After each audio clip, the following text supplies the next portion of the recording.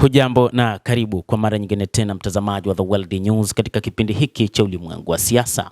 Naitwa Adam Hussein. Licha ya kuwepo kwa mzingiro wa kijeshi wa Marekani katika eneo la bandari za Iran imeendelea na usafirishaji wa mafuta.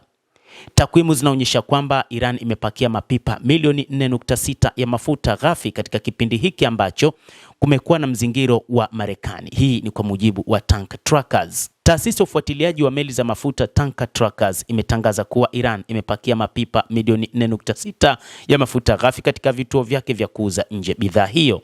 Hatua hii inaonyesha kuwa Iran inaendelea na shughuli zake za usafirishaji wa mafuta nje ya nchi kama kawaida, na meli za kijeshi za Marekani hazina uwezo wa kuzuia njia zinazotumiwa na Iran. Wakati huo huo, shirika la habari la Associated Press AP mnamo Jumamosi ya wiki iliyopita limetangaza kuwa zaidi ya mapipa milioni 10 ya mafuta ya Iran yameondoka katika ghuba ya Uajemi tangu Marekani ilipoimarisha mzingiro wa baharini katika eneo hilo.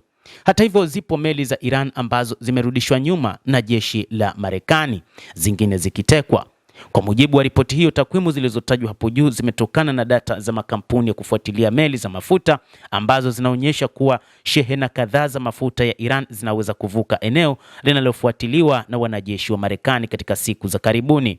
Kwa mujibu wa Associated Press, meli kadhaa za mafuta zilizobeba mafuta ghafi ya Iran ziliondoka katika ghuba ya Uajemi hivi karibuni na zilikuwa na zaidi ya mapipa milioni 10. Hata hivyo, kwa mujibu wa taarifa zinaeleza kwamba Iran inapitisha meli zake za mafuta kwa ulinzi wa hali ya juu, ambapo wakati mwingine hukutana na mzingiro mkubwa, licha ya kwamba Iran imekuwa ikipitisha meli hizo lakini kwa tabu mno. Taarifa kutoka CENTCOM zinasema kwamba tangu waanze mzingiro wameweza kuzuia meli za Iran na kwamba hakuna meli ya Iran ambayo imepita katika nyakati hizi za zuio lililotolewa na Rais wa Marekani Donald Trump kwamba Iran isiuze mafuta na kupitisha meli zake popote. Lakini taarifa za Tanker Trackers zinasema kwamba Iran imepakia mapipa milioni 4.6 ya mafuta ghafi.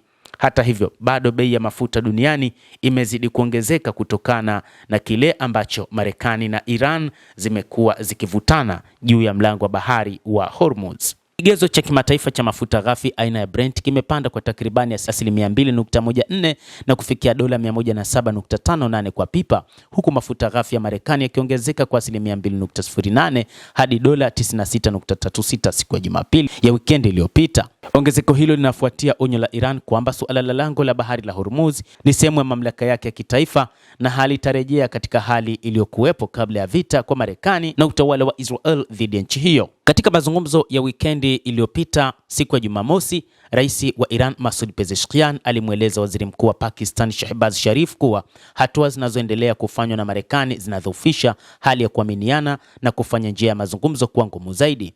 Rais Masoud Pezeshkian pia alisisitiza kuwa Tehran haitaingia katika mazungumzo ya kulazimishwa na Marekani na kwamba mzingiro wa baharini wa Marekani dhidi ya bandari za Iran lazima ukome kabla ya kufikiwa makubaliano yoyote.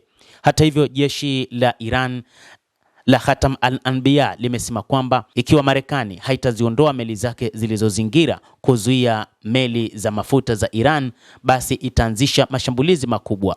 Licha kwamba haikutoa tarehe maalum kwamba ni lini itaanza shughuli hiyo, lakini jeshi hilo kupitia msemaji wake limetoa taarifa hiyo kwamba litajihusisha zaidi na kuripua meli za Marekani ambazo zimeweka mzingiro katika bandari za Iran. Endelea kutufuatilia mtazamaji, lakini nikusihi usisahau kulike, kucomment, kadhalika kusubscribe channel yetu hii ili upate habari hizi kwa mapana kupitia The World News.